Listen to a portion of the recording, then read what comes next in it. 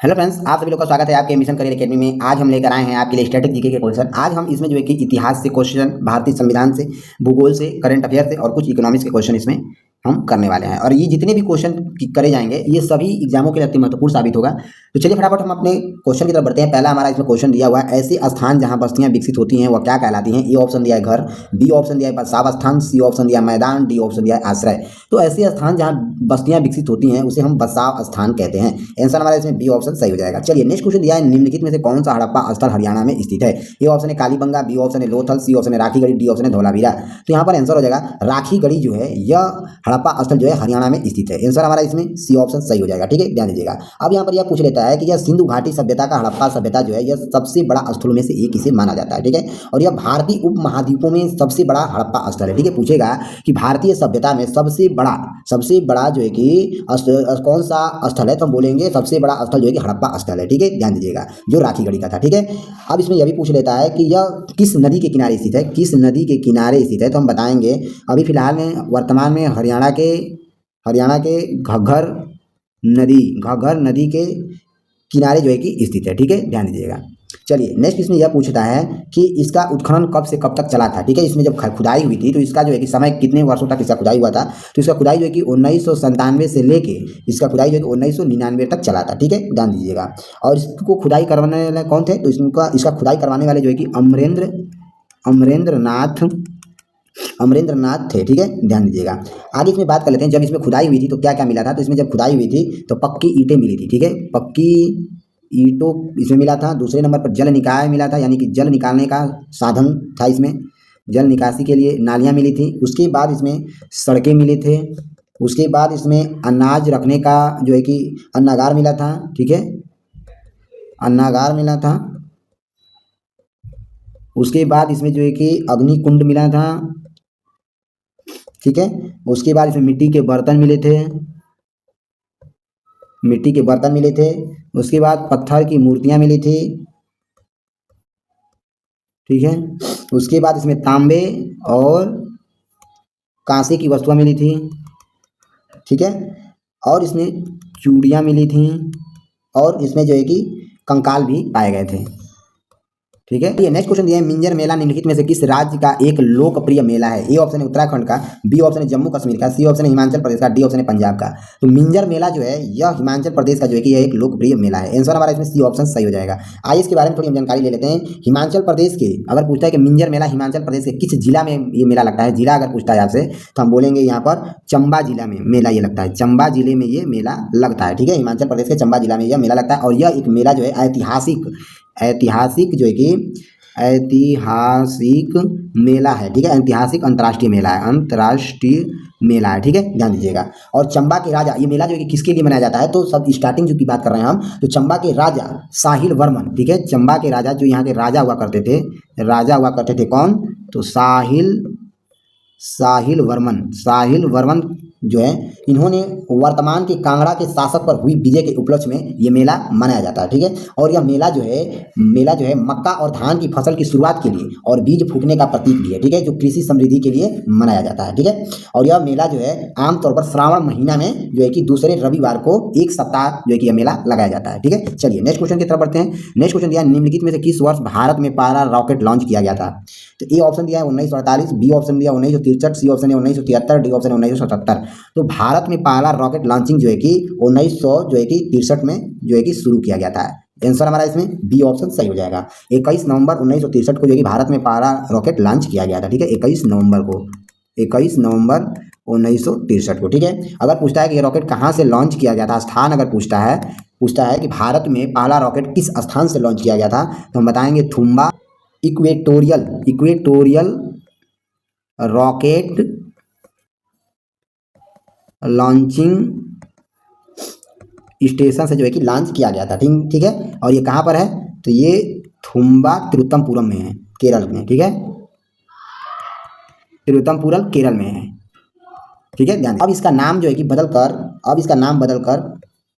विक्रम साराभाई अंतरिक्ष केंद्र कर दिया गया। ठीक है, ध्यान दीजिएगा। अगर इसका विक्रम साराभाई अंतरिक्ष केंद्र का पूरा नाम पूछेगा तो हम बताएंगे Thumba equatorial rocket launching station. ठीक है, और नया नाम विक्रम साराभाई अंतरिक्ष केंद्र। ठीक है, चलिए नेक्स्ट क्वेश्चन की तरफ बढ़ते हैं।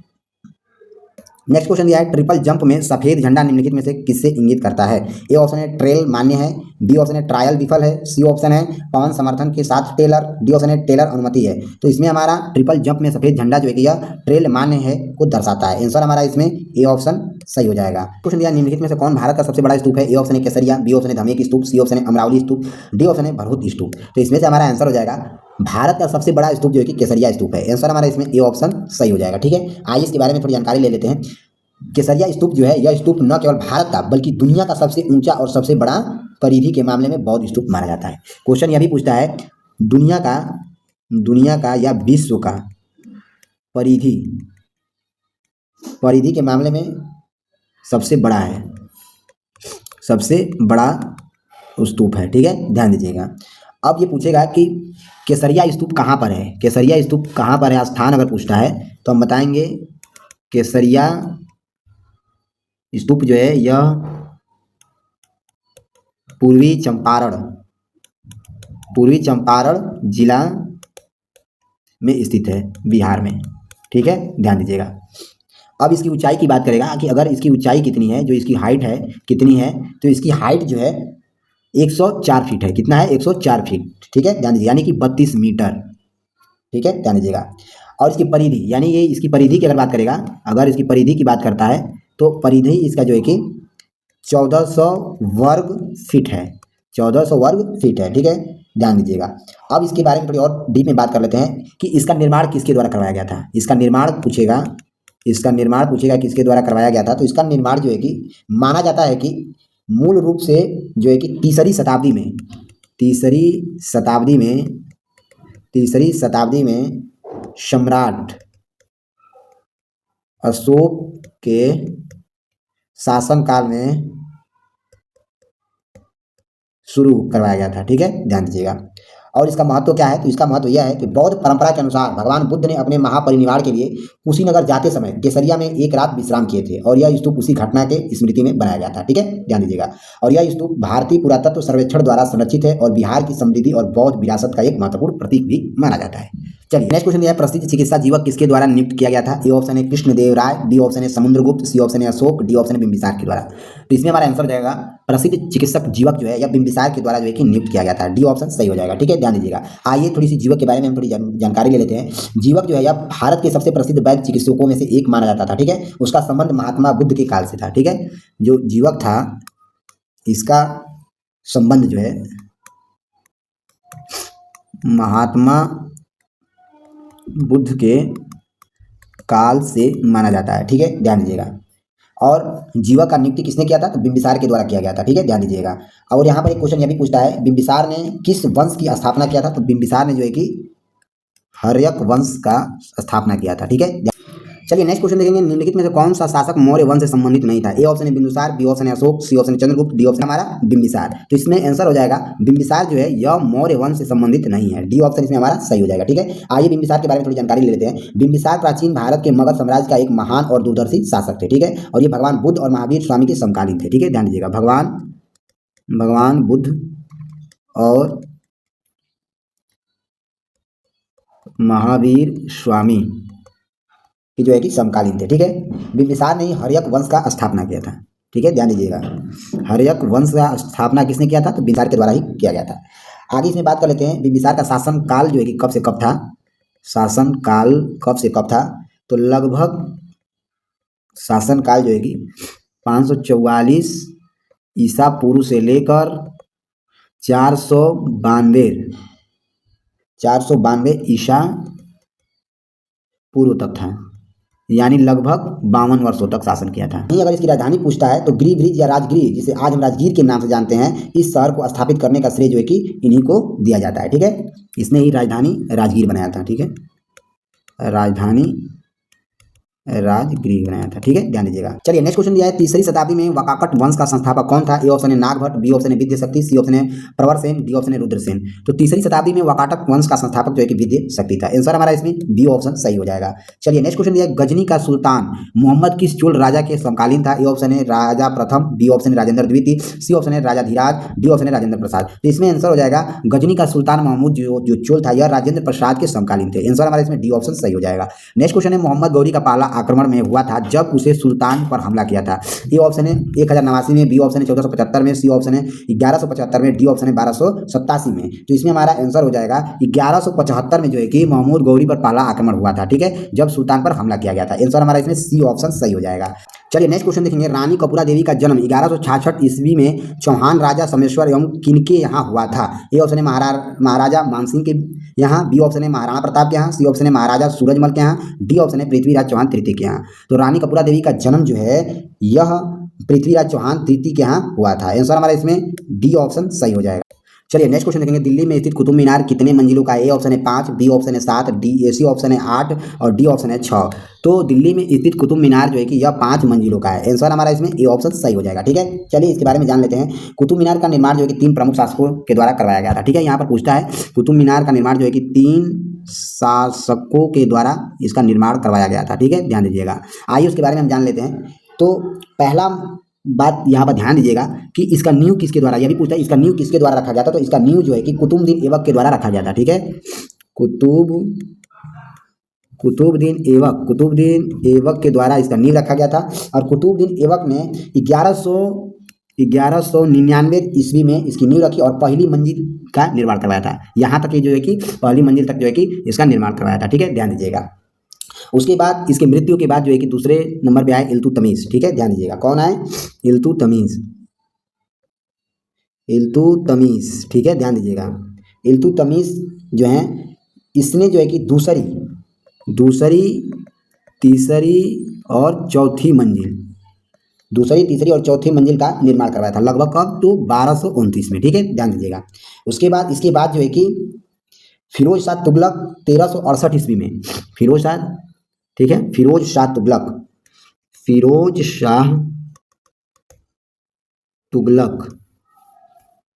1368 ईस्वी में बिजली गिरने से चौथी मंजिल क्षतिग्रस्त हो गई थी। ठीक है, तो फिरोज शाह ने क्षतिग्रस्त मंजिल को ठीक करवाया और 5वीं मंजिल का इसने निर्माण करवाया था। ठीक है, 5वीं मंजिल का जो है कि निर्माण करवाया था और चौथी मंजिल जो क्षतिग्रस्त हुआ था उसको ये ठीक करवाया था। चलिए नेक्स्ट क्वेश्चन की तरफ बढ़ते हैं। नेक्स्ट क्वेश्चन हमारा दिया हुआ है, घड़ी व चरी कर सल्तनत काल किस शासक के द्वारा लाया गया था? ए ऑप्शन है अलाउद्दीन खिलजी, बी ऑप्शन है जलालुद्दीन खिलजी, सी ऑप्शन है मोहम्मद बिन तुगलक, डी ऑप्शन है फिरोज शाह तुगलक। तो इसमें हमारा आंसर हो जाएगा घड़ी व चरी कर सल्तनत काल जो है कि यह अलाउद्दीन खिलजी के द्वारा लाया गया था। ए ऑप्शन इसमें हमारा सही हो जाएगा। ठीक है, ध्यान दीजिएगा। अलाउद्दीन खिलजी का वास्तविक नाम जो है कि क्या था? तो अली गुरशप था। ठीक है, अली गुरशप था वास्तविक नाम अलाउद्दीन खिलजी का। ठीक है, ध्यान दीजिएगा। अलाउद्दीन का शासनकाल कब से कब था? शासनकाल इसका जो है कि पूछता है अगर, तो 1296 से लेकर 1316 ईस्वी तक जो है कि इसका शासनकाल था। ठीक है, ध्यान दीजिएगा। इसकी मृत्यु कब हुआ था? तो इसकी मृत्यु जो है कि 5 जनवरी 1316 में इसकी मृत्यु हुई थी। ठीक है, ध्यान। चलिए नेक्स्ट क्वेश्चन दिया है, गयासुद्दीन तुगलक अलाउद्दीन खिलजी के शासनकाल के दौरान कहाँ का ये राज्यपाल था? ए ऑप्शन है राजस्थान, बी ऑप्शन है पंजाब, सी ऑप्शन है कश्मीर, डी ऑप्शन है बंगाल। तो यहाँ पर आंसर हो जाएगा गयासुद्दीन तुगलक अलाउद्दीन खिलजी के शासनकाल के दौरान जो है कि पंजाब राज्य का ये राज्यपाल हुआ करता था। आंसर बी ऑप्शन सही हो जाएगा। चलिए नेक्स्ट क्वेश्चन की तरफ बढ़ते हैं। हाँ, इसकी शासनकाल जो है कि शासनकाल देखिए 1320 से लेकर 25 ईस्वी तक था और तुगलक वंश का संस्थापक इसने ही किया था। चलिए नेक्स्ट क्वेश्चन दिया, लोधी वंश का अंतिम सुल्तान कौन था? ए ऑप्शन है खिज्र खां, बी ऑप्शन है सिकंदर लोधी, सी ऑप्शन है इब्राहिम लोधी, डी ऑप्शन है बहलोल लोधी। तो यहाँ पर आंसर हो जाएगा लोधी वंश का अंतिम सुल्तान जो है कि इब्राहिम लोधी था। आंसर हमारा इसमें जो है कि सी ऑप्शन सही हो जाएगा। ठीक है, ध्यान दीजिएगा। चलिए आइए इसके बारे में थोड़ी जानकारी ले लेते हैं। लोधी वंश में 3 शासक हुए। ठीक है, लोधी वंश में टोटल 3 शासक थे। लोधी वंश में 3 शासक थे। ठीक है, जो कुल इन्होंने 75 साल तक जो है कि इन्होंने शासन किया था। पहला नंबर पे है बहलोल लोधी, जो इसका शासनकाल 1451 से लेके 1489 ईस्वी तक था। ठीक है, दूसरा नंबर पे है सिकंदर लोधी। सिकंदर लोधी का शासनकाल 1489 से लेकर 1517 ईस्वी तक है। ठीक है, ध्यान दीजिएगा। और सिकंदर लोदी ने ही आगरा का स्थापना करवाया था। कब? तो 1504 में। ठीक है, ध्यान दीजिएगा। और इसने आगरा को अपनी राजधानी कब बनाया था? आगरा को अपनी राजधानी जो है कि 1506 में बनाया था। ठीक है, ध्यान दीजिएगा। अब तीसरे नंबर पे आते हैं इब्राहिम लोदी।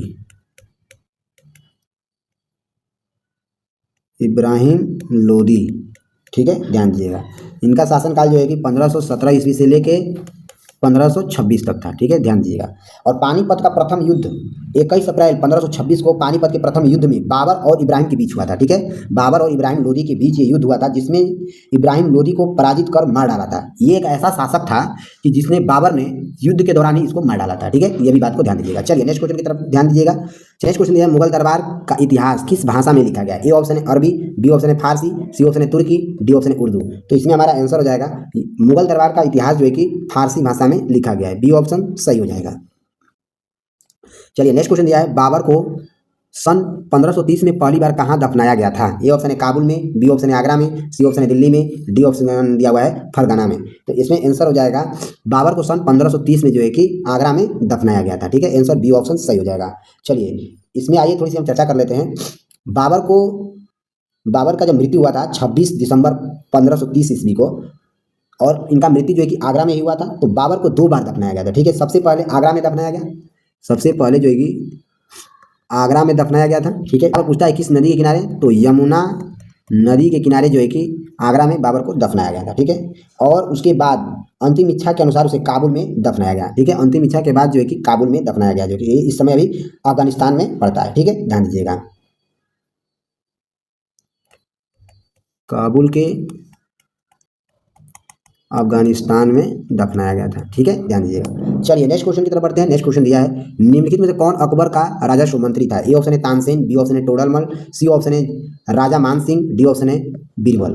तो इसमें हमारा आंसर हो जाएगा निम्नलिखित में से अकबर का राजस्व मंत्री जो है कि टोडरमल था। आंसर हमारा इसमें बी ऑप्शन सही हो जाएगा। नेक्स्ट क्वेश्चन दिया है आगरा का किला किस मुगल सम्राट ने बनाया था? ए ऑप्शन है जहांगीर ने, बी ऑप्शन है शाहजहां ने, सी ऑप्शन है अकबर ने, डी ऑप्शन है औरंगजेब ने। तो आगरा का किला जो है कि अकबर के द्वारा बनवाया गया था। आंसर हमारा इसमें सी ऑप्शन सही हो जाएगा। चलिए नेक्स्ट क्वेश्चन है मुगल शासक औरंगजेब की मृत्यु किस वर्ष हुई थी? ए ऑप्शन है 1703 में, बी ऑप्शन है 1707 में, सी ऑप्शन है 1705 में, डी ऑप्शन 1701 में। तो मुगल शासक औरंगजेब की मृत्यु जो है कि 1707 में हुआ था। आंसर हमारा इसमें बी ऑप्शन सही हो जाएगा, 3 मार्च 1707 में। ठीक है, चलिए नेक्स्ट क्वेश्चन की तरफ बढ़ते हैं। विजयनगर की प्राचीन राजधानी हम्पी कहाँ स्थित है? ए ऑप्शन है केरल में, बी ऑप्शन दिया है तमिलनाडु में, सी ऑप्शन है कर्नाटक में, डी ऑप्शन है तेलंगाना में। तो विजयनगर की प्राचीन राजधानी हम्पी जो है कि यह कर्नाटक राज्य में स्थित है। आंसर हमारा इसमें सी ऑप्शन सही हो जाएगा। और हम्पी जो है यह यूनेस्को विश्व धरोहर स्थल में घोषित किया गया है। ठीक है, ध्यान दीजिएगा।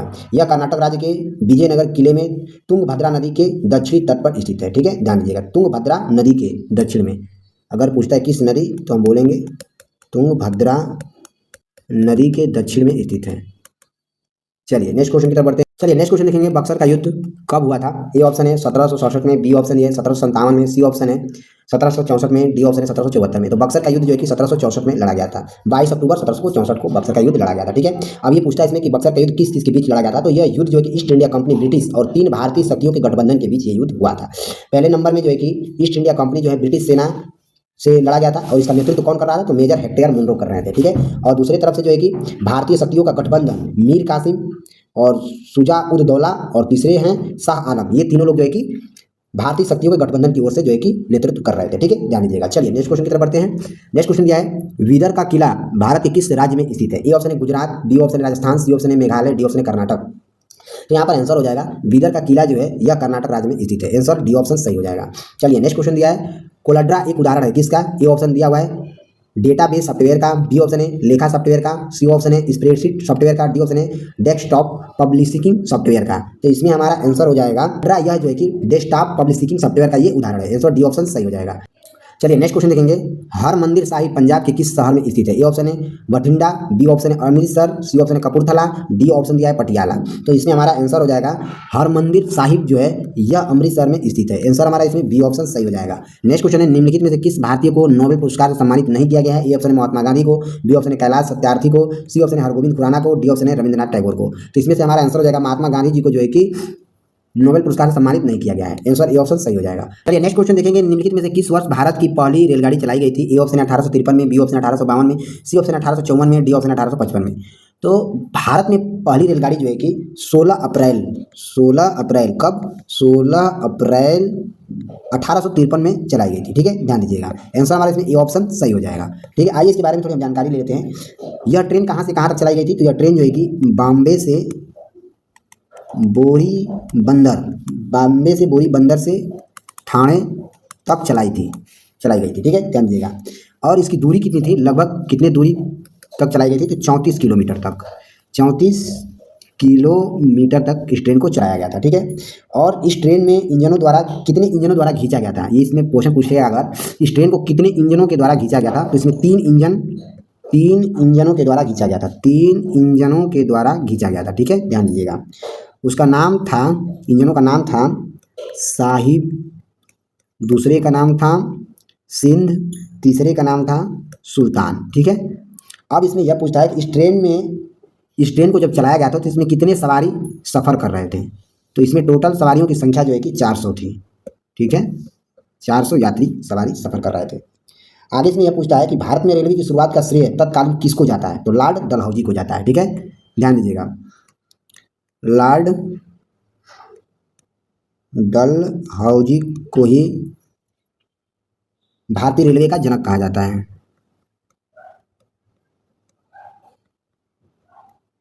ठीक है, ध्यान दीजिएगा। और लॉर्ड डलहौजी का कार्यकाल कब से कब तक था? तो इसका कार्यकाल इनका जो है कि 1848 से लेकर 1856 तक था। चलिए नेक्स्ट क्वेश्चन की तरफ बढ़ते हैं।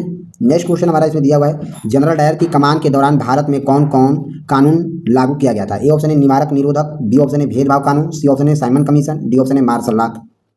तो इसमें हमारा आंसर हो जाएगा जनरल डायर की कमान के दौरान जो है कि मार्शल लॉ जो है कि कानून लाया गया था। आंसर इसमें डी ऑप्शन सही हो जाएगा। नेक्स्ट क्वेश्चन है, जैन धर्म के अनुसार जिन शब्दों का अर्थ है? ए ऑप्शन है भगवान, बी ऑप्शन है बंधनों से मुक्त, सी ऑप्शन है योग, डी ऑप्शन है विजेता।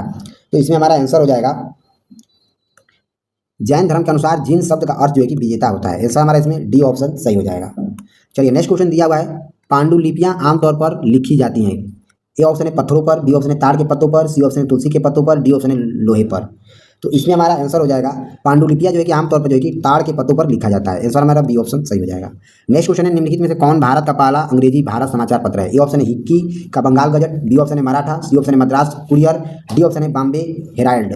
तो इसमें हमारा आंसर हो जाएगा 33 का, इसमें ए ऑप्शन सही हो जाएगा, यानी कि भारत का पहला अंग्रेजी भाषा समाचार पत्र जो है कि हिक्की का बंगाल गजट था। आंसर हमारा इसमें ए ऑप्शन सही हो जाएगा। नेक्स्ट क्वेश्चन देखेंगे, रानी रुद्रमा देवी वंश की प्रसिद्ध शासिका थी? किस वंश की प्रसिद्ध शासिका थी पूछा है क्वेश्चन। ए ऑप्शन है पांड्या का, बी ऑप्शन है काकतीय वंश का, सी ऑप्शन है चोल वंश का, सी ऑप्शन है चेरा वंश का। तो इसमें हमारा आंसर हो जाएगा रानी रुद्रमा देवी जो है यह काकतीय वंश की प्रसिद्ध शासिका थी। आंसर हमारा इसमें बी ऑप्शन सही हो जाएगा। नेक्स्ट क्वेश्चन है, निम्नलिखित में से कौन 1857 के विद्रोह का मुख्य केंद्र नहीं था? ए ऑप्शन है कानपुर, बी ऑप्शन है बरेली, सी ऑप्शन है रोहतक, डी ऑप्शन है लखनऊ। तो इसमें हमारा पूछा है कि 1857 के विरुद्ध का मुख्य केंद्र नहीं था पूछा है। तो इसमें हमारा आंसर हो जाएगा रोहतक जो है यह मुख्य केंद्र 1857 के अंतर्गत नहीं आता है। आंसर सी ऑप्शन सही हो जाएगा।